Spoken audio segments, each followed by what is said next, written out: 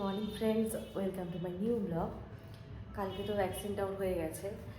আজকে এখনও পর্যন্ত শান্তই আছে, মানে সকাল থেকে সেরকম কিছু করেনি। কিন্তু আজকের একটা জিনিস খেয়াল করলাম, মানে ধরো আমরা যখন ঘুমাই, মানে ও সচরাচর আমাদের কাছেই তো ঘুমায়, মানে আমাদের বিছানায় একসাথে আমরা ঘুমাই না, কারণ ও না ভীষণ প্রচণ্ড কামড়ায়, মানে ঘুমানোর সময় আর কি, ঠিক আছে? তো তার জন্য কি হয়েছে, ওর একটা বেড কিনেছিলাম, তো তার পাশে আর কি আমাদের পাশে গিয়ে শুয়ে সকালবেলা হলে না, ঠিক আমি একটা অ্যালার্ম দিয়ে রাখি, কারণ ওর তো খাওয়ার একটা টাইমিং আছে, তো আমি অ্যালার্ম দিয়ে শুই।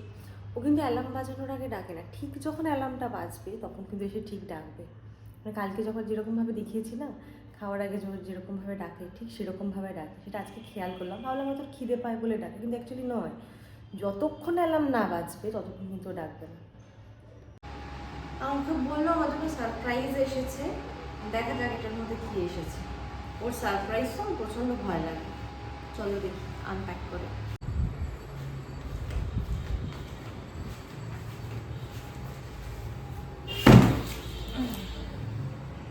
দেখা যাক কী এসেছে। ছুরি নিয়ে আসি, তো সারপ্রাইজটা আমি খুলি।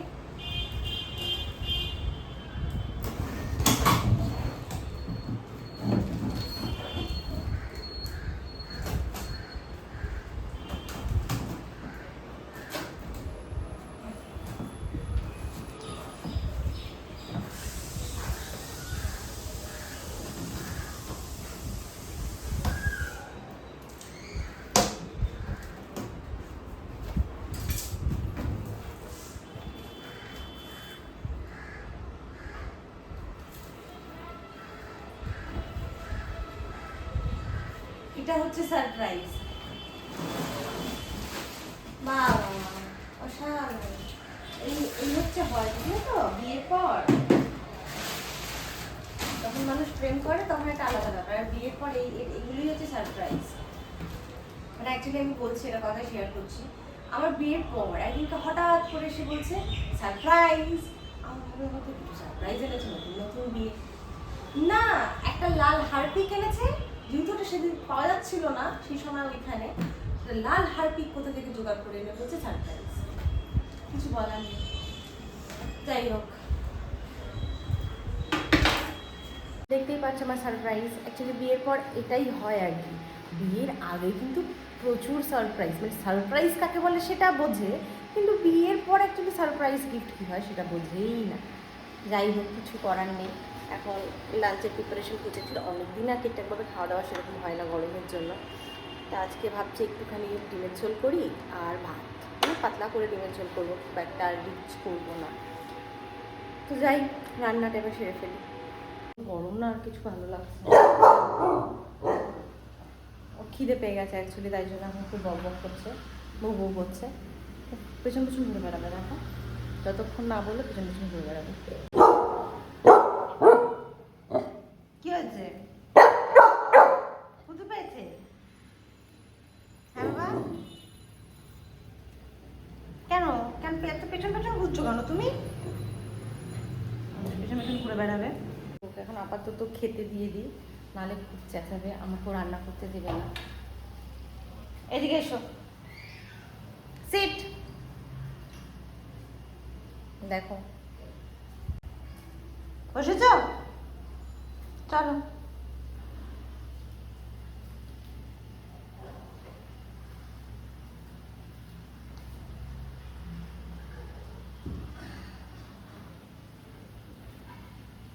ইট গুবলু, ইট। তো লাঞ্চ কমপ্লিট, আমাদের লাঞ্চ প্রিপারেশন চলছে। না, অনেকদিনই গরমের জন্য না কিছুই সেরকম খেতে ইচ্ছে করে না, আর সেরকমভাবে না খাওয়া দাওয়াটাও হচ্ছে না, যেহেতু গরমে কিছুই ভালো লাগছে না। ভাবলাম আজকে একটু ডিমের ঝোল করি, প্রায় দই ভাত বা লিকুইড কিছু, মানে ঠান্ডা কিছু খাচ্ছি আর কি গরমে, কারোরই অবশ্য ভালো লাগে না। যাই হোক, এখন লাঞ্চ রেডি করছি। লাঞ্চ রেডি হওয়ার পর এখন তো আমাদের এখানে স্নানও করতে পারবো না, কারণ পাম্পগুলো সব ছাদে, আর এত হিট হয়ে থাকে না, জল এত হিট হয়ে থাকে বলার বাইরে। টেম্পারেচারটা সাংঘাতিক থাকে, যেন মনে হয় হিটার থেকে জল বেরিয়েছে। এখন স্নান করতে পারবো না, সেই স্নান করতে করতে বিকেল, মানে সন্ধ্যা প্রায়। যাই হোক, এটা হোক আগে, তারপরে দেখি কি করা যায়। কতক্ষণে জল ঠান্ডা হয়, স্নান করো, জামা কাপড় কাচো, তারপরে প্রচুর কাজ। চাই এখানে থেকো না বাবা, ঠান্ডায় চলে এসো, চলে এসো ঘরে, চলে এসো, যাও যাও ঘরে যাও, ঘরে যাও। সুন্দর ঘরেও চলে গেল। টাটা। আবার আমার পেছন পেছন গুবলু। এসো, আমি চলে গেলাম, ঘরে চলে গেলাম, আমি ঘরে চলে গেলাম, আমি ঘরে যাই। হয়েছে?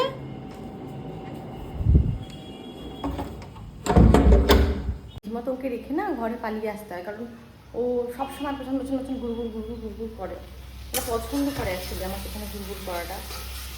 মানে ওকে আমাকে একদম জোর করেই বলতে পারো প্রায় ঘরে রেখে আসতে। এখন ওদের তো প্রচণ্ড কষ্ট হয় না গরমে, আর এখানে আমি পাখাটাও চালাই না, কারণ এই ফ্ল্যাটে নতুন নতুন শিফট হয়েছি, তো সেরকম কিছুই করা হয়নি ফ্ল্যাটে অ্যাকচুয়ালি। তো তার জন্য এই জায়গাটা আমি পাখাটাও চালাতে পারি না, চালালে আর কি কেন। গুবলুর বাবা এখন দোকানে যাবে, আর এই যে গুবলু কিছুতেই যেতে দেবে না, হাঁ করে মুখের দিকে তাকিয়ে থাকবে, ভাববে কোথায় চলে গেল বাবাটা, আমাকে ছেড়ে চলে গেল, আর এরকম করবে। কোথায় গেল? এখন এই যে আমার কাছে আসবে। কি হয়েছে বাবা? কোথায় গেল বাবা? কোথায় গেল? কোথায় গেল? হা করে তাকিয়ে থাকবে, কিছুক্ষণ পর ঝাঁপাতেও পারে। কোনো ঠিক নেই ছেলের, কোনো ঠিক নেই, কোনো ঠিক নেই ছেলের।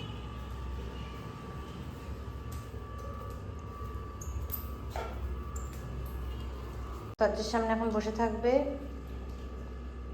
কি করবে বুঝতে পারছে না, কোথায় চলে গেল ওর বাবা। আমার ঝোল প্রায় রেডি, একটু ভাত বসাবো। সত্যি কথা বলতে গেলে না, আমি রান্না করলে না একেবারে পাতলা পাতলা করতে পারি না, আমাকে জানে না, একেবারেই পাতলা পাতলা ঝোল করতে পারি না, মানে একটু রিচ হয়েই যায়। যদিও বা গরমে রিচ খাওয়া ভালো না, ওই জন্য বয়সটা কিছু রান্না করছিলাম না কদিন ধরে তো ওই টক ডাল মানে আম ডাল আর পোস্ত দিয়ে হয়ে যাচ্ছিলো। তো আজকে খুব সাহস করে ডিমের ঝোল করলাম, দেখা যাক কী হয়। মানে একদমই খেতে পারছি না, ইচ্ছেই করছে না কিছু খেতে, অনেকদিন ধরেই সেরকম আর কি দই ভাত, টক ডাল, তারপরে আলু পোস্ত, এগুলো লাঞ্চে বা ডিনারে হচ্ছিল। আজকে একটু ডিমের ঝোল করলাম, খেতে ইচ্ছে করলো, দেখি কী হয়। আর গুগলো হা করে আমার কথাগুলো শুনছে বসে বসে, দেখো গুগলু অনেকটা বড় হয়ে গেছে, বলে নিলে বুঝতে পারি, এমনি বুঝতে পারি না। তোমাদেরকে তো বললামই যে কৌস্তাব বেরিয়েছে, এত রোদ বা এত গরম না বাইরে, তাই ভাবলাম যে একটু দইয়ের ঘোল বানাই, তাহলে বাড়িতে এসে খেতে না, মানে রোদ থেকে এসে খেতে না দারুণ লাগে। তার জন্য আমি মিক্সিতে একটুখানি লেবু চিপড়ে নিলাম, তারপর দিয়ে দিলাম পরিমাণ মতন চিনি, দই, আর মিক্সিতে একটু ঘুরিয়ে নিলাম যাতে দইটা ভালো করে মেল্ট হয়ে যায়। এরপর আমি দুটো গ্লাসে সমান পরিমাণে ঢেলে নিলাম, তার মধ্যে মিশিয়ে দিলাম জল, আর মিশিয়ে দিলাম পরিমাণ মতন নুন। এবারে আমি ভালো করে ঘুটে নেব।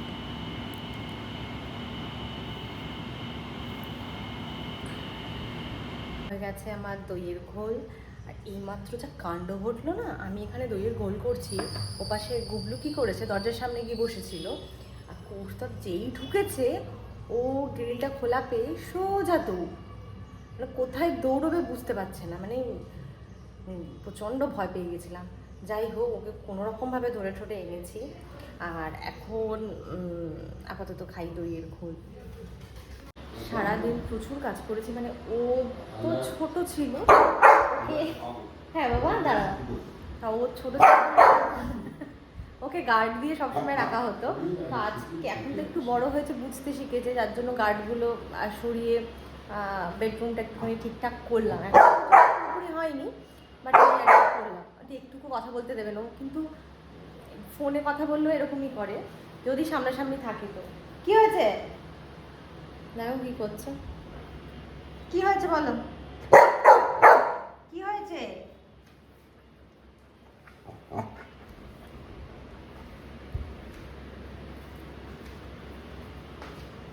কি হচ্ছে, কিছু বলবে? Sit Gublu, sit sit Gublu, sit. একটু কথা শোনো বাবু, sit sit sit Gublu, sit sit. কিন্তু প্রচন্ড দুষ্টু হচ্ছে, প্রচন্ড দুষ্টু হচ্ছে, শুনছে না কথা। মানে আগে এই সাইড টেবিল যেটা আর কি খাটের সাথে থাকে, সেটা এখানে গার্ড দেওয়া ছিল, সেটাকে এখন সরিয়ে ঠরিয়ে ঠিকঠাকভাবে রেখেছি না আপাততর জন্য। তাও তো এইগুলো দেখো, কোলবালিশ, তারপরে তোমার ট্রলি, এগুলো দিয়ে আমার যত মানে ময়শ্চারাইজার বা আমার মেকআপের যা জিনিস আছে সেগুলোকে আর কি গার্ড দিতে হয়েছে। আপাতত এখন ঘরটা একটু খোলামেলা লাগছে, না হলে না প্রচণ্ড কেমন মানে বিচ্ছিরি একটা লাগছিল, আমার খুব একটা ভালো লাগছিল না। এখন একটু ঠিকঠাক লাগছে আর কি ঘরটা। যাই হোক, এতক্ষণ ধরে আর কি কাজ টাজ করে উঠে ডিনার রেডি করে তারপরে আসলাম। আজকের ডিনারে আছে হচ্ছে পরোটা, এটা হচ্ছে চিকেন ভর্তা, আর হচ্ছে আছে সাদা আলুর তরকারি। ওকে, তো যাই হোক, আজকের ব্লগটা আমি এখানেই শেষ করলাম। তোমাদের সঙ্গে দেখা হচ্ছে আমার নেক্সট ব্লগে। আর আমার ব্লগগুলো যদি ভালো লেগে থাকে তাহলে অতি অবশ্যই লাইক, সাবস্ক্রাইব অ্যান্ড শেয়ার করে দেবে।